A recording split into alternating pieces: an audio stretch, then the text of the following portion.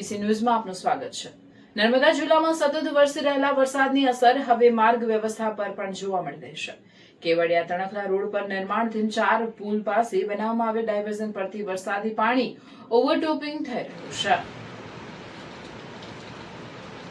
કેવડિયા તણખલા road પર નિર્માણધીન 4 પુલ પાસે બનાવવામાં આવેલ ડાયવર્ઝન પરથી વરસાદી પાણી ઓવરટોપિંગ થઈ રહ્યું છે, જેના કારણે વાહન ચાલકોની સુરક્ષાને ધ્યાનમાં રાખીને તંત્ર દ્વારા હાલ આ માર્ગ વાહન વ્યવહાર માટે સંપૂર્ણપણે બંધ કરવામાં આવ્યો છે।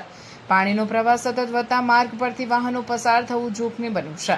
તંત્ર દ્વારા લોકોને આ માર્ગનો ઉપયોગ ન કરવા અને વૈકલ્પિક માર્ગ અપનાવવા અપીલ કરવામાં આવી છે। સાથે જ બિનજરૂરી મુસાફરી ટાળવા અને વરસાદી પરિસ્થિતિને ધ્યાનમાં રાખીને સાવચેતી રાખવાની પણ સૂચના આપવામાં આવી છે। પાણીનું સ્તર ઘટ્યા બાદ અને સ્થિતિ સામાન્ય બન્યા પછી જ માર્ગ ફરીથી વાહન વ્યવહાર માટે ખુલ્લો કરવામાં આવશે। રિપોર્ટર પ્રભાત સિબારિયા, નર્મદા।